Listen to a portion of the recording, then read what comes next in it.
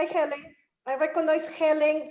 She's the president of the PTA at Yonkers Montessori Academy. So I guess she's representing the school. Wonderful. Okay, Yeah. very good. We're going to get started here.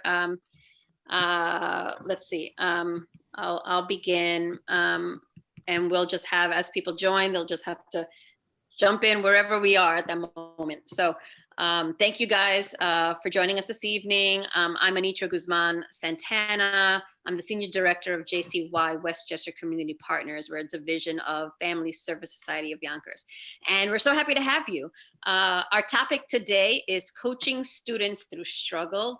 And boy, don't we need it. I need it. I'm a mom of 2 kids in the Yonkers Public Schools. We're all experiencing struggle, but as parents, we want to ensure that our children are getting the most out of their education, especially now when things are so complicated with hybrid and remote learning. So for that reason, we've invited a special speaker today who will provide all of us with some tips and direction to help our students be more successful. John Altieri is with Gravity Goldberg, an agency that delivers professional development, most often to teachers and administration within school districts. As we now find ourselves part teacher at home, we thought we could learn a thing or two from them. So before I turn this over to John, I want to thank Westchester County Youth Bureau, whose funding has made this workshop possible. Well, welcome, John. The floor is yours. All right, thank you, Anitra. And yeah, thank you to everyone at the JCY, and thanks to everyone who's shown up, and all the people working behind the scenes to make this possible. Yeah, it's so true that these days it is so, with things being unpredictable, the environment's changing for students and the children that you work with, that you care for, needing support maybe in different ways than maybe they have before. So what I wanted to just share with you was thinking about homework, some ways that we can support students with homework, and what that might look like. So in this presentation, I'll go through a presentation with you. I'm going to share some things that you can try, and we're also going to talk a little bit about just ways we can support kids at home so that they can be successful. And so let me share my screen with a few things.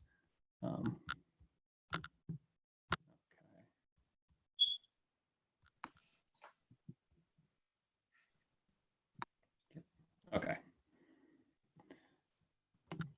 So as I said, I work with Gravity Goldberg LLC. We're a team of educators who go to work for school districts, which does include working with teachers, administrators, and with parents to support them in teaching practices. So just really quickly, a little bit about myself. I'm a longtime teacher, also an instructional coach, and somebody who's supported teachers, a teacher leader. That's my family. And then I also wanted to share a picture of my classroom, because also when we're working in school, and I'm so glad for the opportunities that we do have where it is safe to be in school together, because that also, as teachers, is so important. That family, those connections that we have when we're together in school, the peer support, the support of the staff, the whole school environment, also to me is a really important thing that offers so much to our children. So when that is either changed or absent, there's some things that are different, and I want to offer you some strategies to be able to support your children through that. So just a quick agenda, and this slideshow will be made available. We're recording this, so these things will be made available for you to go back and take another look at. So our agenda is to look at what schoolwork might look like at home. The other thing we'll talk about is the importance of struggle and how a growth mindset, we can foster a growth mindset in students that makes them more independent and more resilient learners. And that struggle is important. Sometimes it's something, it sounds like we don't want students to struggle, but there are parts in a type of struggle we do want them to struggle to get stronger. And then we'll talk a little bit about how you can set goals, make some plans, and manage time. And then if you want to take a moment to take out a piece of paper or a pen, you may want to take some notes. But again, this presentation will be made available to you.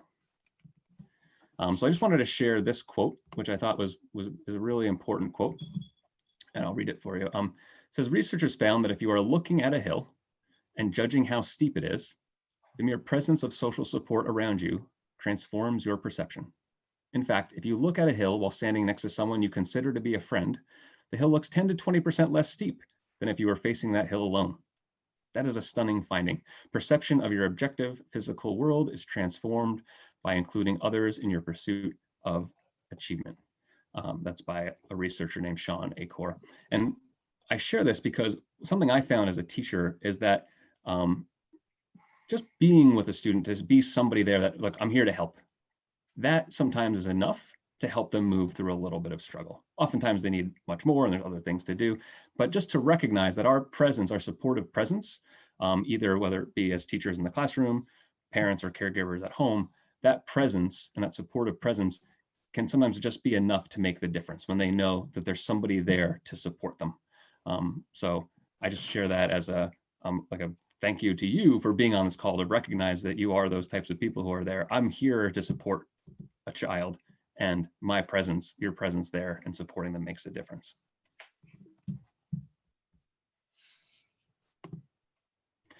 So I want you to take a moment and talk a little bit about the classroom, an area where your child is probably most used to working on schoolwork. And I just want you to imagine your child working in the classroom. Take a moment to think about that. And then as you're thinking about that, think about what are all the things that are there to support that child as they work. And as you think about that, it really could be anything. Like what is it that helps that child keep going and keep working?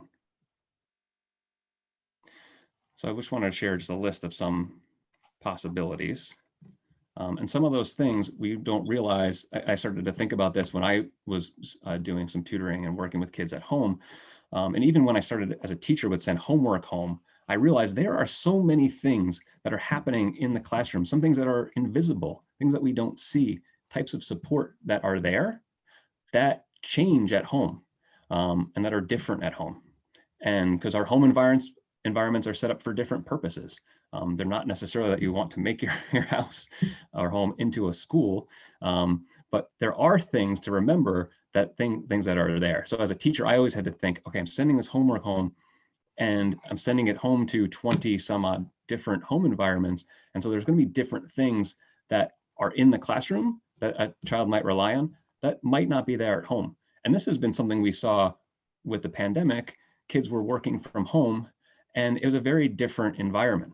And so there might be little things that we can change that kids rely on at school that help them to be successful at school, that might help them to succeed at home. And sometimes there's little things. So there's little things or little tricks that teachers have and teachers employ and that teachers watch for. And I'm going to share some of those things here for you tonight. And in this list, you'll see I even included something like included windows. And that might seem, okay, well, of course there's windows in a classroom.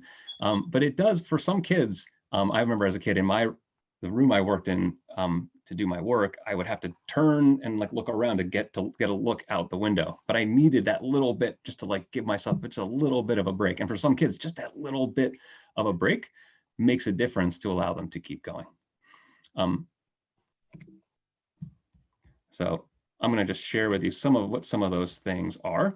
Now in this slideshow, there's a more detailed list of what some of those things that you might try. I didn't want to crowd the slideshow with all of those details, but I picked 4 different supports that might be in the classroom that are just simple things that you could possibly try to offer your child. Now that whole list and all of these things are not for every child. All of these things, you might know the child that you support, your child might need different things than on another child. So we offer these things for your consideration to say, oh, yeah, that's something we could definitely try that would work for my kid. And other things, would not work for your kid. So a few of those are just having a schedule or checklist visible for you and for the child. Just being able to see what the things are that they're working on and being able to check it off and to know that you're there to check it off with them, that you're both accountable to looking at this list, that simple move, and then having them make that checklist with you. So their participation in that checklist could be supportive of them staying focused and keeping going with their work. One other thing is a dedicated workspace. And I know for me, If I was doing work at the kitchen table, there was always my brother or sister or the refrigerator or something that I could easily distract myself. So even if it's putting up cardboard to kind of block off a space or putting in earplugs, some sort of dedicated workspace that allows the child to have the space to do their work. Also having a plan for what to do when it gets challenging. And we're going to talk in more detail about some of these, what some of these things could look like. But knowing that when you do homework, you may run into trouble and it is going to get challenging, and acknowledging that and being honest, like, hey, this is going to get hard. So what are you going to do when it gets hard? And having that conversation with the child and figuring it out with them. And then also taking time to review what went well or what didn't go well during their homework time and having a reflective conversation with them. A lot of these moves, and what I'm trying to share in this, is that having them involved and also recognizing that it's partly their responsibility. It's not just on you to review their homework. Part of it is the way we set it up to review and ask them what went well starts to shift the responsibility for them to also recognize the things that they can point out that are working or not working for them. So I just want to talk a little bit about struggle and why we do want children to struggle and how we want them to struggle. Actually, I'm just going to, and just in reference to the last slide, oftentimes I'm thinking about a child I worked with in tutoring, and I would talk to his mother about him coming home to do his homework, and he would often get home, he'd open up his backpack, take out his assignment pad, put it down on the table, and often do like the first problem, and then he would leave. And he would be somewhere, either he would have found his video game, he would be playing around with his sister, he'd be off somewhere else doing something else. So what we want to do is recognize that I'm going to come back to the story of like, well, what's happening with this child? Obviously, that child has hit a point of struggle. And so as a teacher, we note and we look for this point. Where do things fall apart? Where is the struggle? Because that's actually an opportunity for us to then be like, okay, we found where the problem might be happening and we want to go in and help with it. So this slide has a picture of some neurons in the brain and somebody coming up with an idea. And so what happens is when we struggle, research shows that if we figure something out for ourselves, our brain releases, we have a release of dopamine and other chemicals that make us feel really good. So letting children struggle with support to figure things out on their own helps build their synapses, helps build connections, and also helps them feel really good. So it's a evolutionary thing that by figuring things out on your own, that is a really good survival mechanism. So we do want kids to struggle, but there is a point where if they're overloaded with struggle and don't have a way forward, then they might leave. So just like that student I shared who he would come home and get to a stuck point and run, he hit a point of struggle that was a little bit too much for him and he was out of there. So as a teacher, I would look to see, well, what does this kid need to stick with it a little bit longer? Because we know we want them to go through the struggle to get better at it. We know, and that is going to involve failing a few times and reflecting on that failure and figuring out how can we make this struggle work. The other reason I talk about this is wanting the kids to struggle is to give you even more reason not to do the work for them, because sometimes that happens where you just want to get it done and you're holding the pen and you have the paper in front of you and you might finish their problems for you just to get it done. And I know that happens, like not to, as a teacher, I know, like, yeah, sometimes that happens. Sometimes you got to do what you got to do, but there is a reason not to do the work for them. And I'll talk about a couple strategies of how you could avoid that and support them to do the work. So, because their struggle is really important in their becoming successful. So that's some of the thinking behind why we want to have kids struggle a bit. Okay, so I'm just going to share a quick little video with you. I don't know if you've seen it before. It's about 1.5 minutes long. And as we watch this, we're going to just take a moment to like watch these people and just consider what might they be thinking, and what might they be believing about their situation.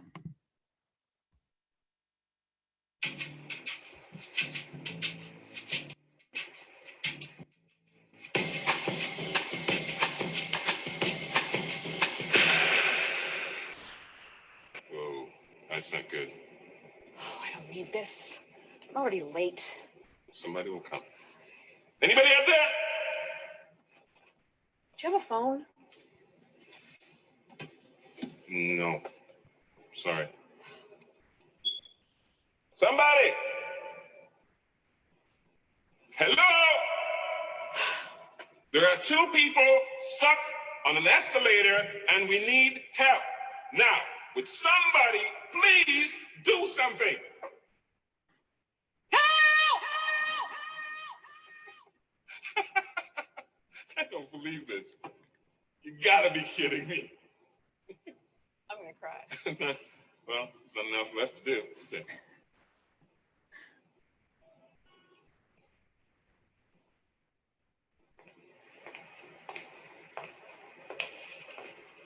Hello? Hey, don't worry about it. I'll fix it in a second. He said he can fix it. All right. All right. That's more like it. He says he can fix it.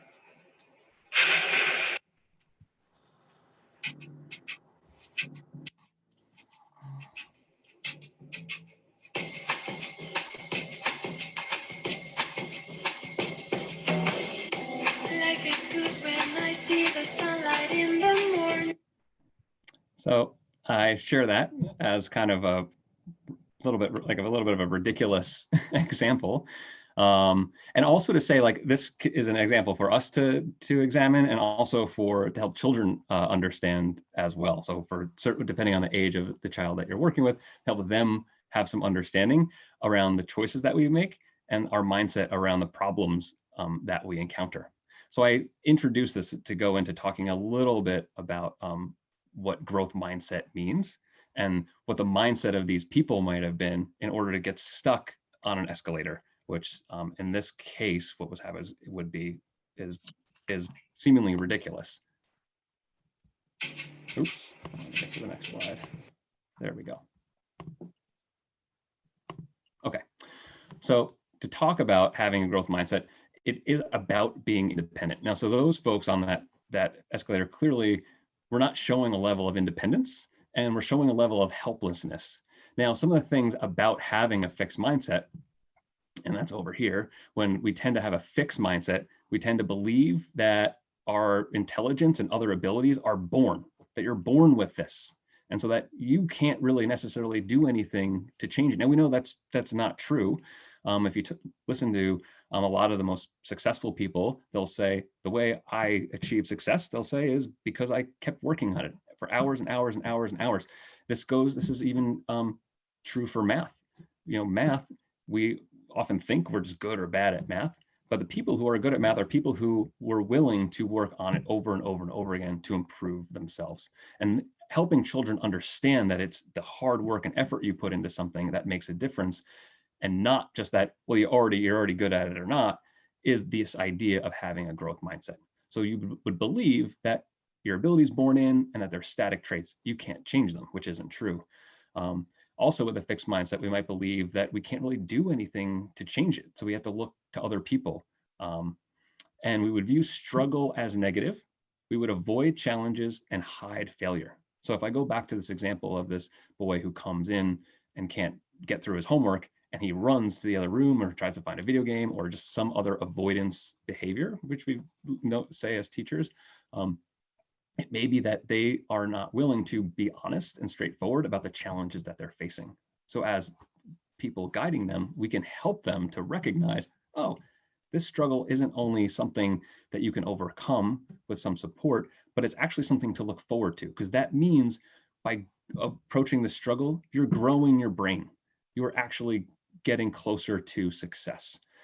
I definitely, in my upbringing, spent time having a growth mindset and believe that the things I was good at was just because, right? Like, you could do this, and there were other things I wasn't able to do, and it was just because it had nothing to do with practice, and I couldn't do anything about it. And I really did avoid struggle until a certain age, until I didn't have a choice anymore, and really could have had the support sooner to push me into those struggles. So let's talk a little bit about what a growth mindset then looks like and how we support that. When we have a growth mindset, we tend to see that working hard and struggling pays off. Interesting thing as a teacher is I often notice kids who may be said to be like having more challenges in school, sometimes, like not the quote unquote smart kids, though the kids who struggle more actually tend to be the ones who are able to struggle more and are able to deal with different situations. So that the fact that some of these kids are faced with struggle often, that sometimes can lead to them recognizing, oh, well, because I worked on this before, I can keep going. And they don't kind of hold on to this status that I'm just good at math, I'm just good at it, and it's just because of who I am. So you might believe that success is a result of hard work. You understand that everyone can grow and learn something new, and that a struggle isn't something to avoid, but it's actually something that's going to grow your brain and help you get stronger. As a teacher, this is something that we teach to children, even young elementary school children. We teach them and let them know that by going through struggle, it's a good thing. We recognize the good feelings that come from figuring things out, and we help them recognize that it was their hard work that helped them gain and get better, and not just because of they were born with like the math, like a math gene or something like that. So this is just some of the idea of recognizing simply that your hard work is what makes the difference, and helping children to see that. And we can do that as they're working on their homework, because homework is often one of those places, because they might be missing some of the supports they had in school, is a place to support them with that. Okay. So when we're working with a child and they're struggling, also having a mindset helps us focus on like what we focus on. So we also want to focus on what they can do rather than what they can't do. Now, this doesn't mean we don't focus on what they can't do. So we're not just it's not just like all roses and pretending things are fine when they're not. But as a teacher, I know it's very helpful to focus on what a child can do and use bring attention to what they can't do at certain times. So I'm going to go back to that example of the child who comes home, opens up their backpack, starts on a couple problems, and then is gone, hits struggle and leaves. So as silly as it might sound, at first when I was a teacher, I would have just been like, hey, let's go, get back to work, keep moving. And that's not that that's wrong, but I did recognize that I might also let that kid know, hey, I noticed when you came home, you opened your backpack. I want to name all the things that they can do. Well, you opened your backpack, you had your assignment pad, you opened it up. Okay, that's great. You made some steps. So even just helping them to recognize the things that they are doing. So this is what is the effort that you are putting in as a learner that's making a difference. And it can be as simple as what their processes they're going through. And I realized that helped kids to recognize like, oh, I am doing something here. I am making some difference. And then I am also the one who's making a choice to run away. And that might be because they need a certain support. And then that running away, which in the classroom sometimes looks like I need to go to the nurse or I need to go to the bathroom.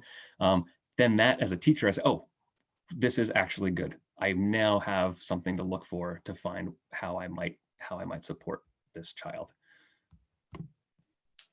So again, so I'm going to come back. So when we praise, so Carol Dweck, who did some of this research on mindset, who was the one who brought forward this research on mindset, she said that it's really important that kids recognize, or anyone recognizes, that it's your effort, your strategies, your focus, your perseverance, like these are the things that support your growth.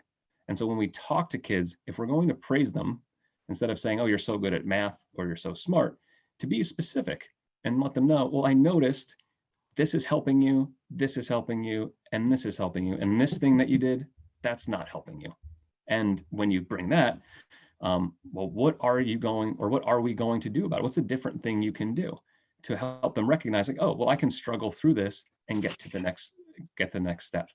That is much more likely, taking that kind of approach is much more likely for them to recognize that the struggle isn't something for them to avoid, but they can go to somebody or they can use a strategy to help them keep going.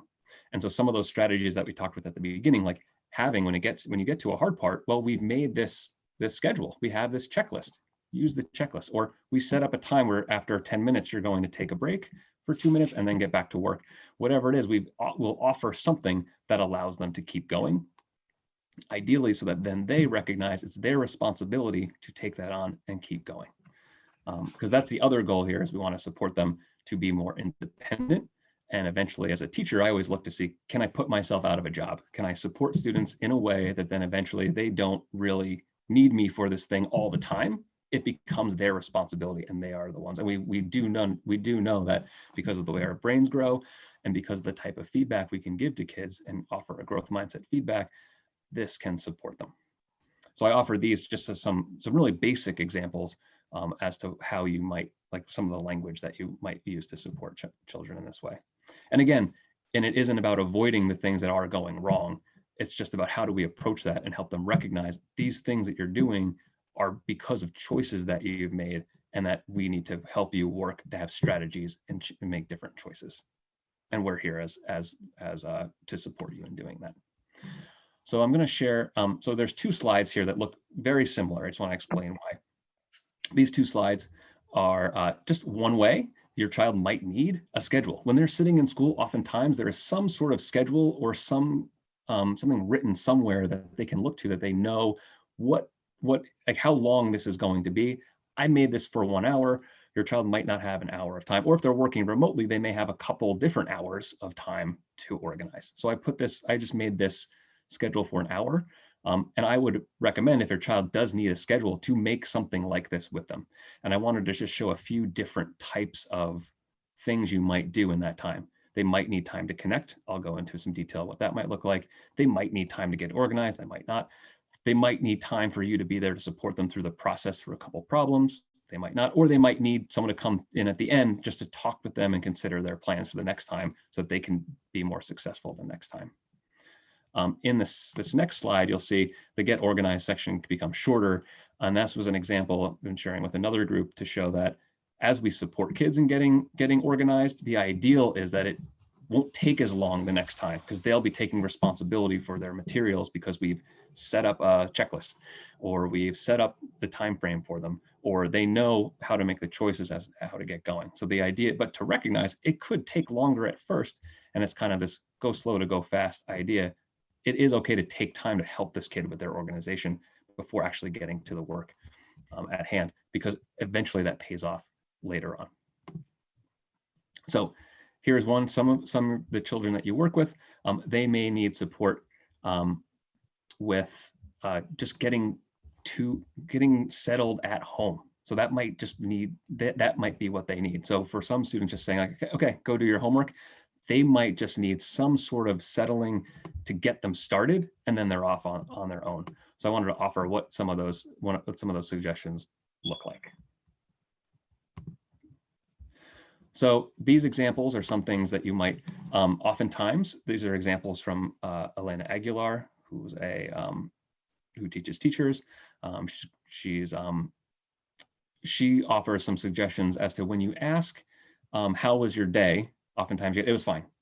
So the suggestion is to get more specific. So some of these are either questions about to help your kid be more specific, to kind of help them transition into homework, or there's a couple statements in here like set up your space and get started with your work.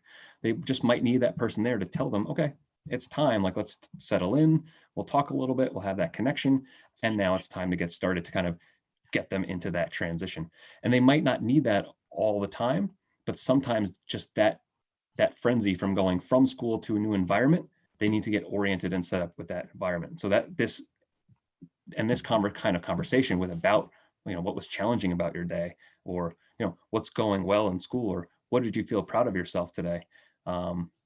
Those sorts of things help make that transition right from school, right to home, so they can get started on their work right when they get home, rather than waiting till later, if that's something that works for your family. So in each of these, I'll just offer a few suggestions as to each of these sections. This next session is about getting organized.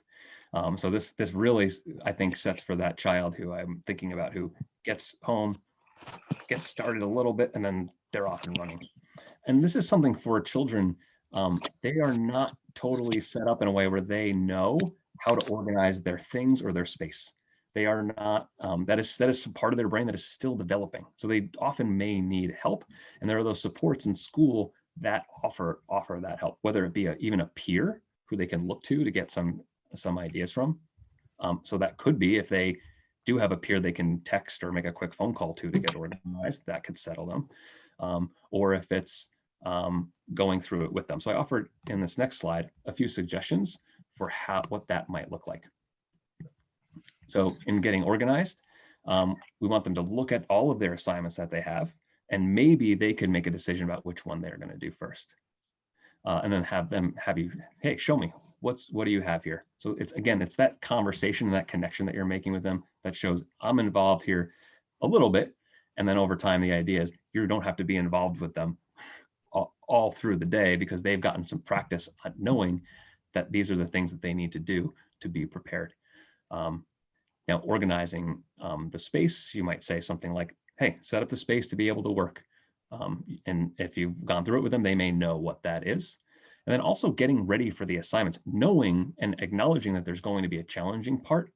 You might have them share, well, what do you think is going to go rough here? Where's the problem point going to be? Should we do that first? Or, I need to go cook dinner, put that aside and come find me when you're ready to get to that. Maybe talk to them about what part they know really well, because they might want to do that first and get that confidence and do the thing they know really well, feel confident to then move into the next thing to feel like they have some momentum going into the next assignment. And then having them talk to you about what part will be a challenge, so that you can also support them in that way. Oops, wrong way. So this one is about going through the process. And this would be if you were working side by side with your child. I'm going to give a very general example. And at the end, I will talk a little bit briefly about math, because I know math, I get a lot of math questions. And math often comes up as being like a thing that can be challenging. But in going through the process, this is the time where you might be sitting side by side with the child you're working with. And in this situation, it can be, this is the time where it can be easy to start doing the work for them, or it can create a lot of frustrations. But it really can depend on what the work is. So I'm going to give a very general example. But of course, if you want to follow up or even send me, I leave my email on here. If you want to ask a question later, send me an email to ask. It's okay if you want to follow up. So all throughout this presentation, and especially in this section, what I'm trying to present to you is this idea of a gradual release of responsibility. So there's this idea, one method and one way that teachers may teach students is to do an I go, we go, and then you go model, where at first I go, I show you how it could go. I give you the example, I show you what it looks like. Then the next time, or the next step, we do it together. Here, let's do this together. So, if we're talking about tying shoes, but look, I'm going to show you, watch how I do it. I tie my shoes like this. I'm doing it on my shoe. This is how it goes. Now let's try it together. How does it go? Okay, it goes like this, goes like this. Okay, now you go by yourself. So through this, what we're doing is we're building that support. So their struggle is a supported struggle. So the struggle they're going through is they're still figuring it out, but there's somebody there to support them a little bit. And the you go section is larger because ideally by doing it this way, if we've given them a model, we've given them a little bit of support, eventually what we find is students then can work more sustained on their own because they've been supported through the process. So that's the idea behind when you go to work with them. You might model your work and do a problem yourself to show them how it could go. Then you could work on one together. And then you say, okay, go off on your own and you're good. So let me show you what that might look like. So right here, I say, use your own piece of paper. And that strategy is, as a teacher, I would always have my own notebook. I often made a rule to not write in a student's notebook because I wanted that to be their work and I wanted that to be their responsibility. It was also a rule where I wouldn't carry a student's backpack if they could carry it. So if they can do it, don't do it for them. So if a kid, I didn't want to be the parent that's carrying 7 backpacks on my back. I want to make sure hey, this is your work, you can do it. So when I'm modeling something and looking at a problem, if I know how to do it, and I know that's a whole other conversation because sometimes homework comes home and you're like, I don't know what this is. But if you know how to, or have an idea, you can show them I'm going to use this paper and I'm going to use it and I'm going to try it out. And let me show you the process I would go through to figure this out. And then the other thing is to think out loud, to say okay, well, I'm doing this. Okay, now I'm going to try this. And now I'm going to try this. So to actually think out loud and they say okay, this could help me. I could try this. And then also include what's hard about it. so that kids recognize things aren't supposed to be easy. I mean, this is the thing we hear, we think about math, that it's like fast, fast, fast. Mathematicians will tell you math is not fast. It takes a long time. They struggle through it. It takes a lot of work. And there's a misconception, like sometimes school math looks fast, and sometimes there are kids who are getting it quickly, but it sends the wrong message about what math is really about. So we want to recognize and let kids know there are going to be hard parts with this. And I might, when I'm modeling for you, I might say what those challenges are. I'm going to try to be honest and say, yeah, this is a hard part. And when that happens, here's that struggle point. How do we solve this? What is the plan we are going to make to figure this out? So that kids don't have that mindset where they think, oh, the hard part, I need to run and hide. A hard part, I need to hide it. Hard part, I mean, for me in my upbringing, I know I got to a point with homework where I stopped sharing it with my mom altogether. I did anything I could to hide it because I knew I was hitting challenges and I didn't know how to face them. And I felt like that was a reflection on the fact that some innate ability that I didn't have, when really it was just that I wasn't taught that it's the struggling through it. I wasn't taught to be comfortable with that struggle with some of those things. And the things that came easier to me, then I felt comfortable. Oh yeah, I'll just go with this. So really that's some of the things that I'm trying to share tonight is to normalize some of that struggle that kids might be experiencing. They'll be more likely to let you know about it, to say, okay, yeah, this is hard. And then to really celebrate when you even get through it a little bit, which is why you can even celebrate, which in the past I would have said, this is ridiculous. You just took out your notebook. Of course you should have taken out your notebook, but even just celebrating, say, okay, good. You're taking steps and it's your choices that are helping you move in a positive direction. That's one of the ways we want to help kids, to show that it's their responsibility and supporting them in being able to take responsibility. And then the last part here is just to say, watch them a little bit on their own and then offer a little bit of support where they feel like they can do it on their own and step away. And then the final step would be having a reflection time where we have a chance to look at how it went and then make some plans for their independent work later. So here are some possible things you might say at the end of their assignment when they're all done. So talk about, well, what was the hard part for you today? And then what choices did you make that helped that situation? Maybe finding out, well, what helps you when you get started? How can this go better tomorrow? What changes can we make so that tomorrow this goes more smoothly? Again, these are moves in turning the responsibility over to the student to recognize you are ultimately the one who's going to need to step up to make this work. And then finally, also taking some time maybe to write down what questions you have for the teacher. So there's often times where things are because the supports aren't there, or because at home kids still might not understand it and they might still need help. So to come with questions for the teacher, teachers usually are happy to hear that a student made an attempt, they worked through it as hard as they could, they hit these challenges, and they say, look, I still have a question about this one, and that you can help them to recognize that there's another person who's there to help support them in taking those next steps. So I offer these just few possibilities of how you might reflect, but what that conversation looks like, even if you're just meeting them at the end to have the conversation, could be something that a child needs just to also know, oh, I know my homework's done now because I had this conversation with my caregiver, with my mom, my dad, my sister or brother who's helping me, whoever it is, that person's going to come in and that's going to help me know that this is when it's over. And this is the time that we can decide together that it's done, depending on what they need. So I just wanted to go and just share a few things about math in this slideshow. This here is a linked document, and that document lists 100 different questions that you could ask when supporting somebody in math. And they are in support of any type of math problem, any type of word problem, typically, which tend to be the more challenging problems. So I just offer that as a way to support kids in math. But I just wanted to talk a little bit about something that we know about math. And so just to make some sense of this for you. So from a study, it's called Newman's error analysis.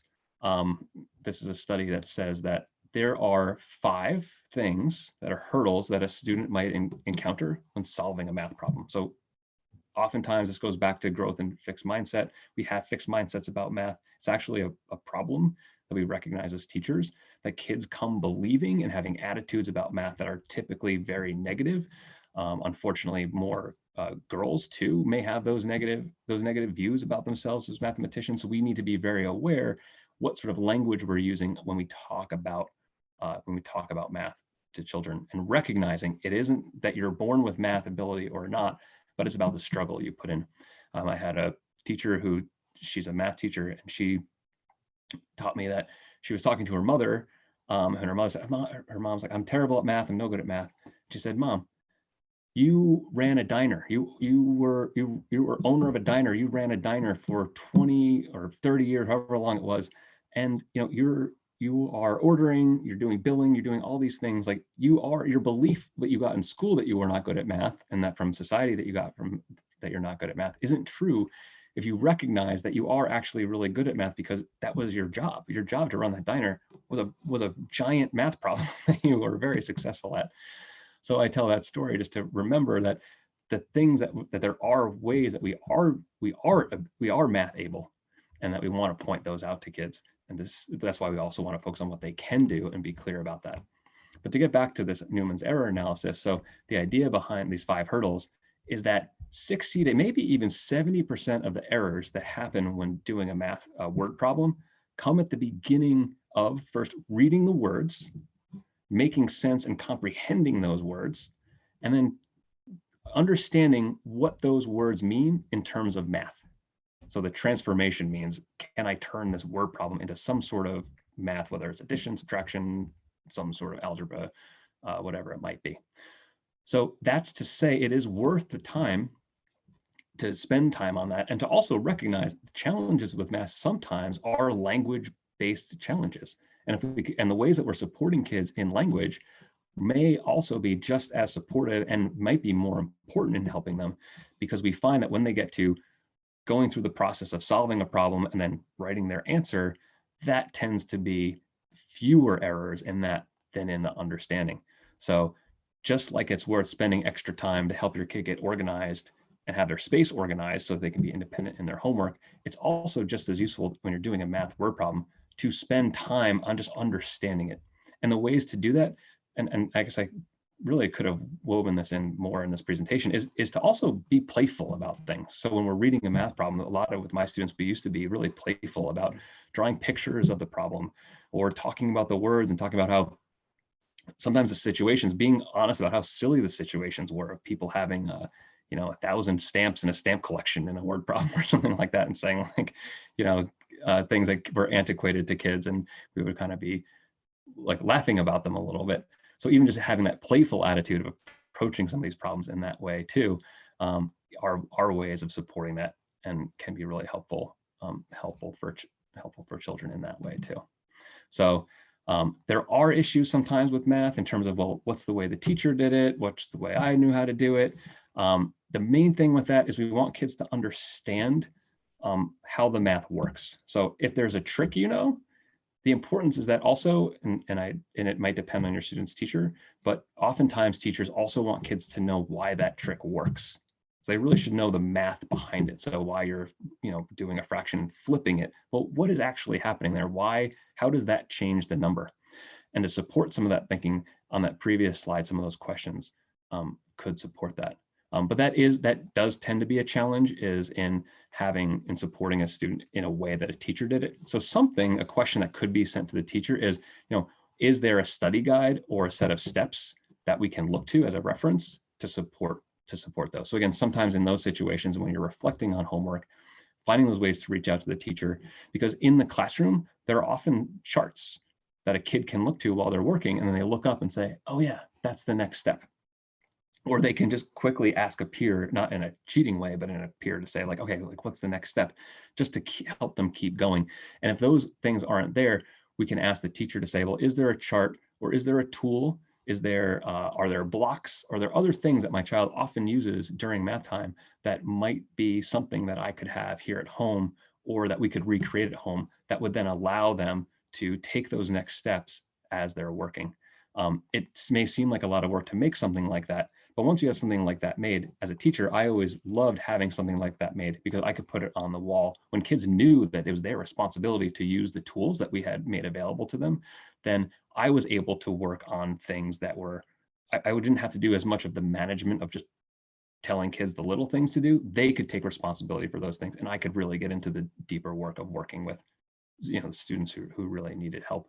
So creating some of those things, some of those references, some of those time charts, some of those conversations that a child knows that is going to happen, just creating some of those other things that might be happening in the classroom could be supportive at home. And again, it's not to create all of them, because that's probably not necessary. But at that point where you know your child is hitting the struggle, you might look to see, well, what is it that they might be avoiding, or what might the challenge be? And what might be the one shift that could help them? And it could be as simple as they just need to go, they need a movement break and they need to do jumping jacks. Or it could be they really do need some more help and they need like a study guide or some steps that help them take additional steps.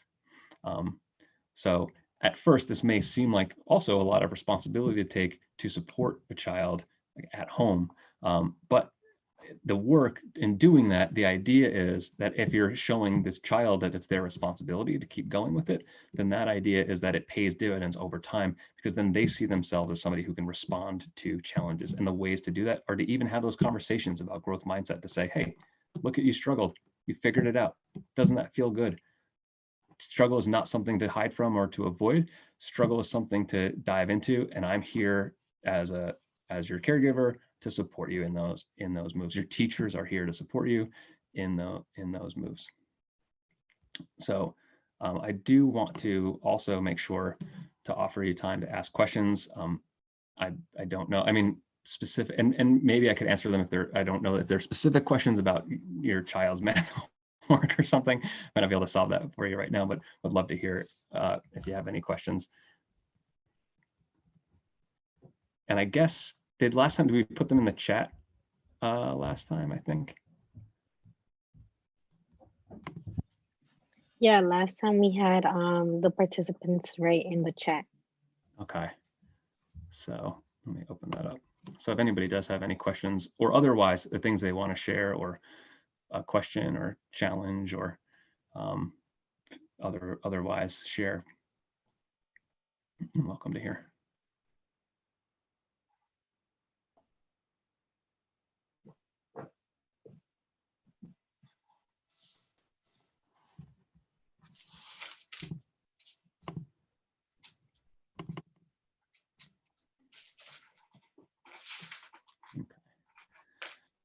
How do you help a child that has no respect for your knowledge? Could you, that's interesting. So yeah, I don't know. If, yeah, how do you, there's no respect for your knowledge, and what if the child refuses to hear an explanation? Yeah, so some of those issues would be a conversation with, so like refusal and things like that. I'm thinking of a situation with the support of the teacher and recognizing why you're doing this work and why this work is helpful. So it might not just be an at-home issue. It might require like a conversation that reaches out also to the teacher to include them in this conversation, and to build that relationship. And I'm also thinking, like, so in that situation, I'm thinking about students who refuse, like in working with kids, like, no, I don't want to hear it. I mean, the one side of it is like, okay, well, so what's going on? Obviously they're at a point where they're not even ready to show up to the work. So it's something's happening before they've even gotten to the work. So that's that's a more like that might be a more social emotional thing to address before they're even reaching the homework. And then sometimes, depending on the conversation with the teacher, it could also be the natural consequence, and talking about, well, what is the consequence of not taking the support that we're offering you? Like, if you notice, like when we do have this support, we recognize you're able to take these steps and you're able to have success. And when you don't take the support, here's where it's gone. Here's where it's gone wrong. All right, so motivation. So part of the motivation in this work is in helping kids to see their success. So part of the motivation comes in, and it has to come in smaller steps. So if we're rebuilding a child to have their growth and to grow, it needs to come from, it might be just smaller steps and smaller successes, like going back to them, seeing like, oh, I did this and this was successful, and I'm an agent of getting better and getting stronger. So some of the motivation comes in the potential joy for having like completed the work and being done. Some of it may come from motivation in what they're doing with that work. So it also could be involving a peer. So in the classroom, one place that we really look to build motivation is also in having peer connection and peer support. And that could be something that is set up, whether it be some way of phoning, texting, or interacting with a partner or a peer who is then able to, like, they're both in this moving forward and being able to get that example. So having some other peer there to say like, oh, like, well, I'm moving through this and it's working for me, like, or this step worked for me, that social environment. So that sometimes is what I would use as a motivator in my classroom and with my students is their learning from and support from peers. But again, some of this is comes before, is in the some like their it could be a larger conversation about their relationship with school and their teacher in general. It could also be to understand, in those conversations, are there subjects that they do feel success in, and start there. Is there something that they do find interest and excitement and have motivation for in school, and start there? Like, is there something that they will move toward?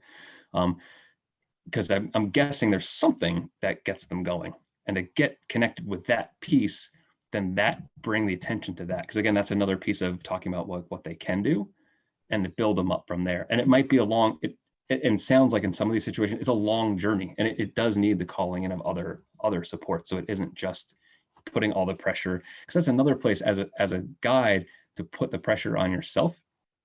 And it takes some of that. As a teacher, I know I often would take that personally, that it was something that I'm not fixing and helping the situation. So to have other adults in the situation to help and support could be really helpful too, to reach out to them to say like, well, the teacher's in on it, or the peer support is in on it. But I know that it depends on the kid, so I know I'm not solving the problem for you. I'm sorry.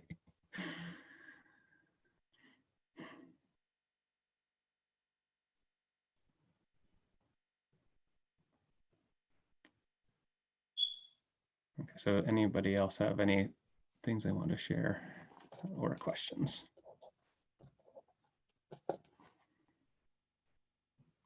Well, so some of these material, this slideshow will be shared with you. So I will have the JCY share it with them so they're able to have it. There's links in there to support you. So all those things that do have links, and also all those charts that are in there for suggestions.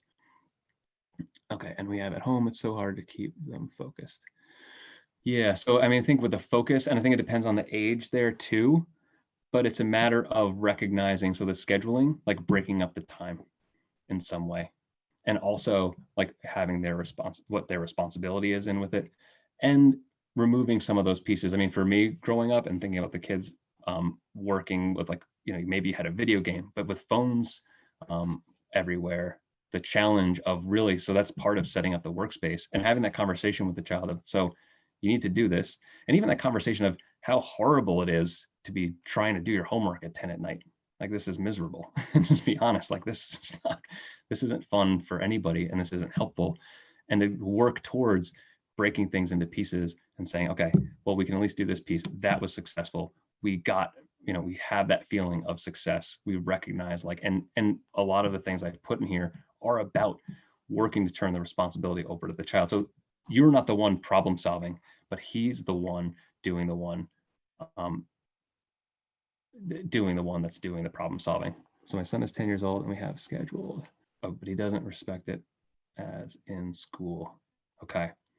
Yeah, so I would wonder, like, what is that, if he does have some respect for it in school, then I'm wondering, then what is the difference? Like, what is the support and the thing that might be happening in school that might not be happening at home? And I don't say that to say that you're, you've done anything that you weren't already doing.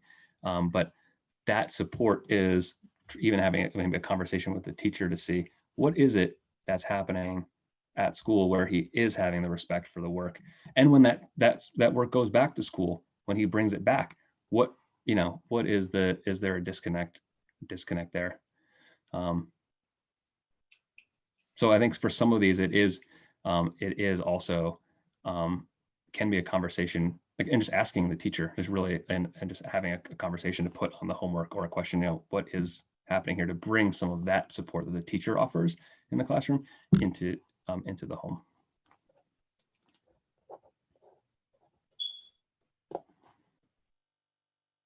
But then I would consider in that too, like looking at the slideshow to consider what some of those supports might be.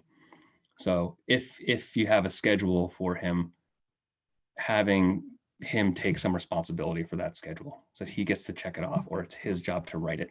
And I don't know if that starts in school too, like having the teacher work with them or asking for that. Can you, as the teacher, work with him to make the schedule so when it comes home, that's another step that goes back and forth. Oh yeah, and the working from home, I don't know what to tell you about this. Like having a child and working from home is like just an unbelievable thing. And if they're working remotely, so that's going to be something that's going to take time, and it's going to take goal setting, like setting goals for like how you're going to be successful, and helping them take responsibility for their work and going through some of the things, in bringing attention, like, okay, so this worked for you today, like that worked. See, like, look at how good that made for this. These things, let's point out the things that didn't work. What can we do differently? What help do you need? As much as you can, like, help your child get in on the conversation of the problem solving, and have them offer some of the answers to the problem that they're experiencing. And then the part of that consequence will come from school, because this is work that was sent from school. So some of that consequence is a school related consequence. And that might be also something to find out, well, what is the consequence at school and how does that affect their learning in that way too? And then to build on some small successes. But the working from home thing and having kids there is I know is it's something that we really need to move from to find a different way of doing that, because I feel you there.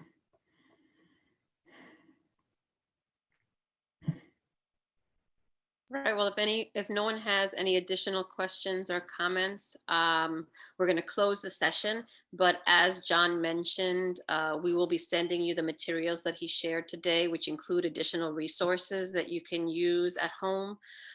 We hope that this was informative and helpful, and you found some tips and strategies you can use at home to improve the experience for your kids. So please, so thank you again for joining us. Thank you, John, for leading this, and everyone have a good night. Thanks. Thank you, bye. Thank you. You're welcome.